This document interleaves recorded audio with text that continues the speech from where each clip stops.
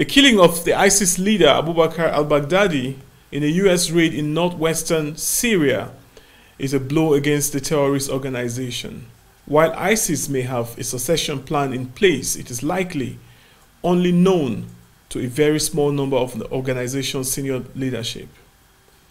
The killing of ISIS leader al-Baghdadi, many say, is a major boost in the global war on terror, even though the organization has since chosen a successor in the person of Abdullah Qaradash, who was one time Saddam Hussein's henchman.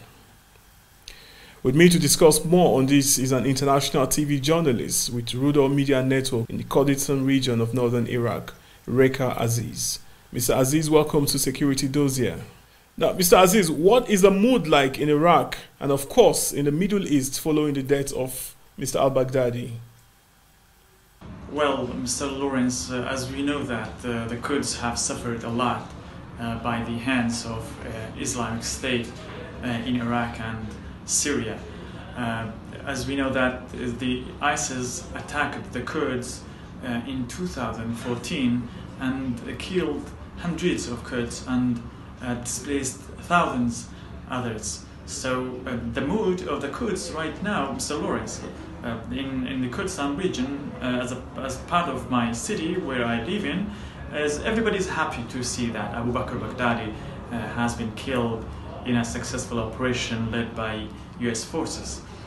Because Baghdadi was one of the monsters that the Kurds call them monster, that killed or at least supervised killing thousands of Yazidi Kurds and the Peshmerga forces who have been fighting the Islamic State alongside 1,000 kilometers on the border. Well, as we know that ISIS had controlled a large or extensive area in the Middle East, and it oppressed people in the Middle East, and it left a great impact in terms of brutality and killing people. So the Middle East was in a shocking moment since 2014 until now. But by hearing that the Abu Bakr al-Baghdadi has been killed, Middle East, everybody is believing that is stepping into a different era. Everybody is believing that the stability and prosperity is again stepping in, and the area is becoming a more stabilized area around the world. Aziz, do you think this will weaken the extremist ideology of the group in any way?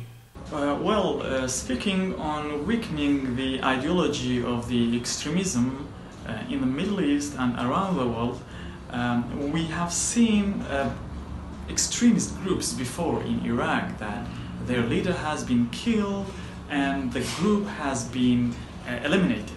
One example of these groups is Abu Mus'ab Zarqawi, who has been killed in 2006, and the group was almost diminished in the country.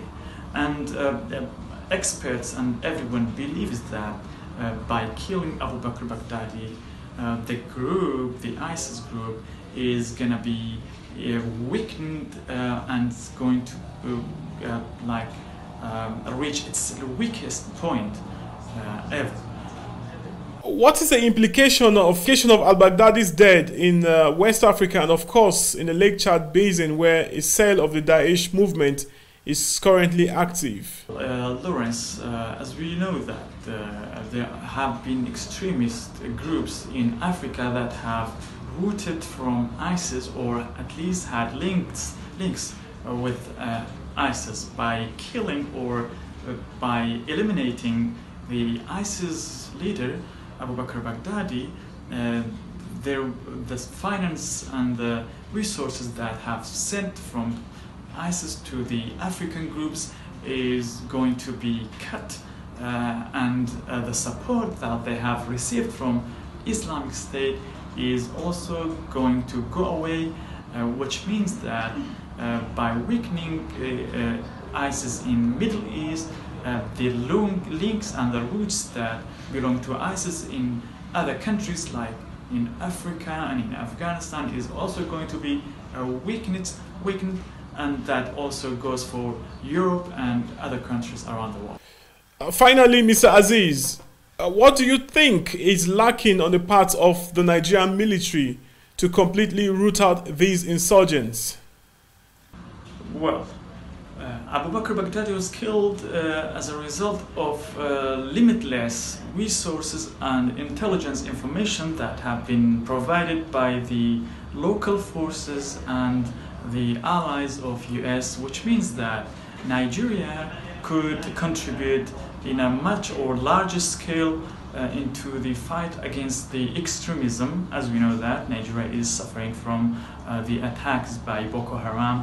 That means that Nigeria could stand up even more intensified and give or contribute to the coalition against ISIS in terms of providing intelligence resources, and also maybe Nigeria could have a role in Iraq and Syria and initiate to provide this contribution.